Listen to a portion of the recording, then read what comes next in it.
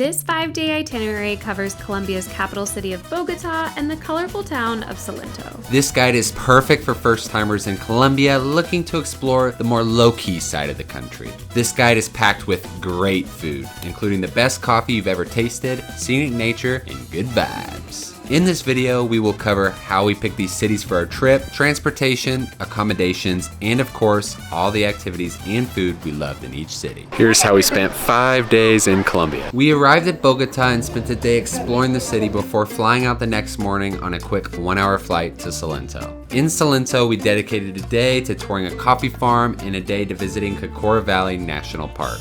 Then, on day 5, we left to go back home. Given that we only had 5 days, we really struggled to pick which cities we wanted to spend our time in. This country has so much to offer and we'll definitely be back to explore more. If flying to Colombia from another country, chances are you will arrive in Bogotá. While many skipped this city, we opted to give it a day and had a great time exploring the highlights. A slow-moving morning and an afternoon spent exploring the city is great for acclimatizing and recovering from jet lag. When selecting our main destination, we were attracted to Salento for 3 reasons: coffee, nature, and the picture-perfect town. Salento is located in Colombia's Coffee Triangle and is home to a large number of coffee estates. The town is also 30 minutes from the famous Cacora Valley, filled with soaring wax palm trees that look like something straight out of a Dr. Seuss cartoon. And finally, the town itself is picture-perfect, with every street and balcony looking like a postcard.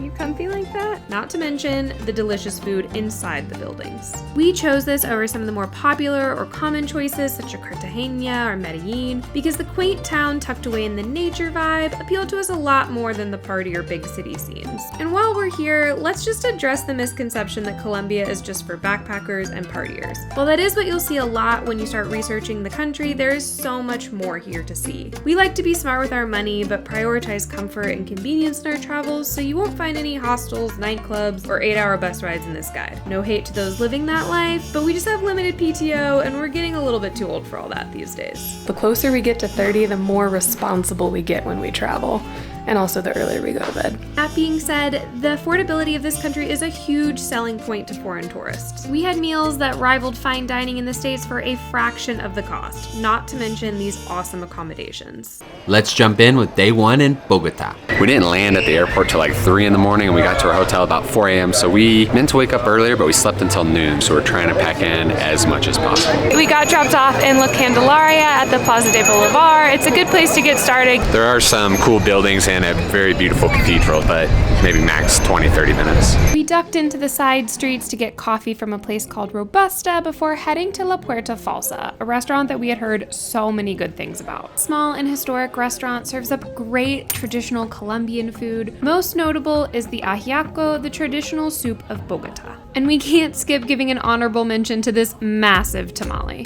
Also in the La Candelaria neighborhood is the Botero Museum. It is a free and fun exhibit that is definitely worth your time. If you are fighting the exhaustion of a red eye like we were, Cecile is a cool art cafe nearby serving up great coffee in a cool atmosphere. Make sure you check out Montserrat. If you can time it so you're there for sunset, the views are incredible. You can get tickets at the site, but we recommend grabbing them online ahead of time so you can avoid the long line. There are some great restaurants up there, but they are pretty expensive, so we headed back down to eat at De Una Travel. After dinner, we headed back to our hotel, the Courtyard Marriott at the airport. Since we landed at 3 a.m. and had an early morning flight the next day, this was a super convenient option for us. To Salento. It's a quick 1-hour hop to the Paria airport. We just landed at Paria Airport and we are taking a transportation to Salento. It's like an hour drive. Vamos. Vamos. First impressions, it's beautiful, very hilly, a little bit hotter than Bogotá, so we're gonna have to wear some sunscreen. Much hotter. Muy caliente. Muy caliente. We had a private car transfer. It cost about $60 US per person.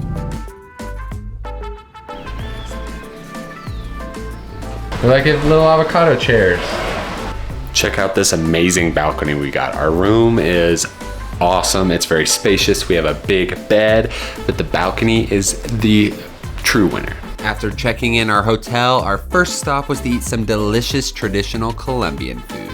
We started with this massive plantain chip, delicious, and then we got bandeja paisa. Look how huge this plate is. It was delicious, but we gotta go walk it off. We just wrapped up breakfast at our hotel, and now we are headed to a coffee farm tour. You're going to want to make sure that you have a good bug repellent. Normally I don't like putting that many chemicals on my body, but definitely get the DEET out here. Garrett just got bit and his arm looks a little terrifying because we didn't put our bug wipes on before breakfast, so.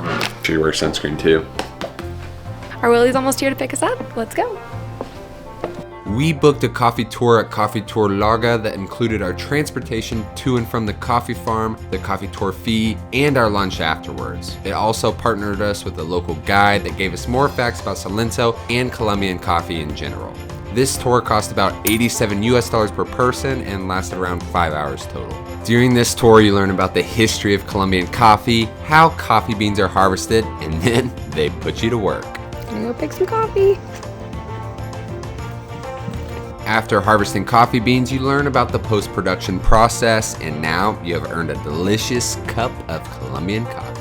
This was an absolute blast. We have a full YouTube video showing our coffee farming experience. If you're interested, make sure to check that out. For a cheaper alternative, Coffee Tour Luger has tours every hour from 9 a.m. to 4 p.m. and it's about $11 per person. You can also book a wheelie in the Plaza of Salento to take you, or it's about an hour and 15-minute walk. We will also leave a link in the description to the specific coffee tour that we booked. After the coffee farm, we had delicious coffee, yes, more coffee, from La Casa de las Rueds. And for dinner, we went to a Venezuelan restaurant and refueled after all the miles we put in. I ate so much food.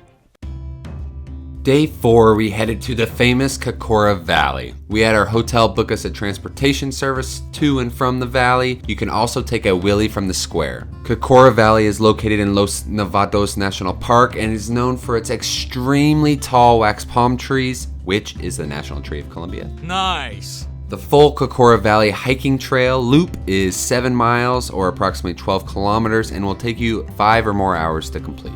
You get to choose the direction you hike. If you choose to go clockwise, you get to see the wax palm trees first, but if you go counterclockwise, you will get a breathtaking view of the palm trees at the end of your hike. It costs about $3 per person to do the entire hike, and make sure you have good hiking boots, layers, and of course, a rain jacket. It literally fell like 3 times. That time I literally just like completely wiped out.